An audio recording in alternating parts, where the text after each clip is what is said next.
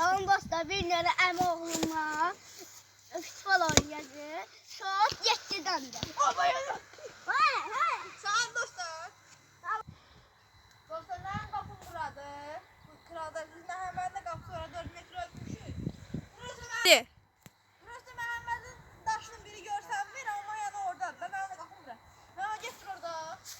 Top səndən başlayayım. Başladı.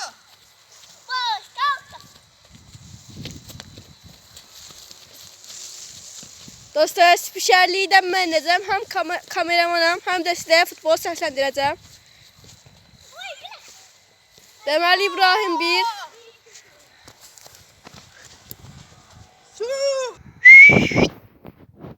Başlayın. Yaşar, Məhəmməd keçir. Məhəmməd 1, İbrahim 1. Şut da 5'dəndir. Deməli İbrahim Məhəmmədi keçir, qapıya doğru yaxınlaşır. Və gol. Şut 2-1. İbrahim öndədir. Bəli, indi Məhəmməd qapı qarşısındadır. Qapıya şut və gol. İbrahim 2, Məhəmməd 2. İndi İbrahim Məhəmmədi potasından keçirdi. Top Məhəmməddədir. Deməli Məhəmməd qapıya yaxınlaşır, və gol. Məhəmməd 3, İbrahim 2. Başlayın.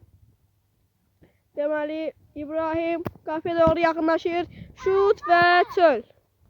Dostlar, bu üstü mən 2. Ronaldo yoxsa Messi, kommentlərdə yazın.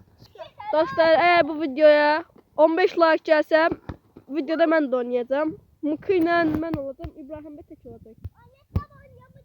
Deməli İbrahim Məhəmməd top almağa çalışır. Məhəmməd qapıya doğru yaxınlaşır. Məhəmməd şut vurur, qapısı yerindədir.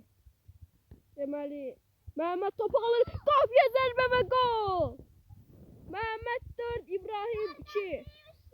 İbrahim qapıya doğru yaxınlaşır. İbrahim Məhəmməd ona mane olmağa çalışır. Şut və gol. İbrahim 4, Məhəmməd 3. Deməli İndi Məhəmməd İbrahimi keçməyə çalışır. İbrahim ona qarşı olur, mane olur. İbrahimi keçə biləcəkmi? Top İbrahimdədir. İndi Məhəmməd İbrahim topu itirir. Məhəmməd topu itirir indi. İbrahimdən hücum gözləyir. Görək İbrahim Məhəmmədi keçə biləcəkmi? İbrahim Məhəmmədi keçir. İbrahim. Şov yapır İbrahim. İbrahim nə edirsən sən? İbrahimin qolu! 4-4. Golun müəllifi İbrahim Həsənli. İndi Məhəmmədi görürük ekranlarda. Məhəmməd İbrahimi tullandırır bazara. Məhəmməd şut və qapıcı yerindədir. İndi İbrahim. İbrahim Məhəmmədi keçən bir gol. Məhəmməd 5, İbrahim 4. Dostlar, indi penaltı serisinə keçirik. Məhəmməd balaca olduğu üçün Məhəmmədə şans verəcək. Biraz yaxından vuracaq. İndi birinci Məhəmməd 3 dənə penaltı vuracaq. Məhəmməd vurur. İbrahim qapısı yerindədir. Məhəmməd Həsənov şut vurur. İbrahim yerdən qapıdadır və Məhəmmədin qolu. Gol. Deməli dostlar, Məhəmməd birim vurub. Məhəmmədə bir dənə şans veririk.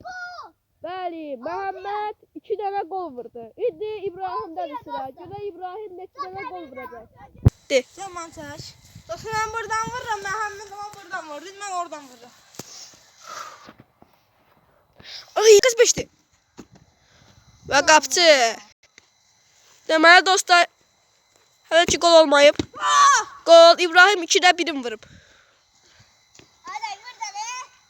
İndi İbrahimin sonuncu şansıdır. Görək İbrahim gol vura biləcək yoxsa yox. Və gol. İbrahim də 2-də 2 vurdu. Məhəmməd də 2-də 2 vurdu. Sağ olun dostlar. Burada sağ olun. Kanala abone olun, beğenmeyi unutmayın.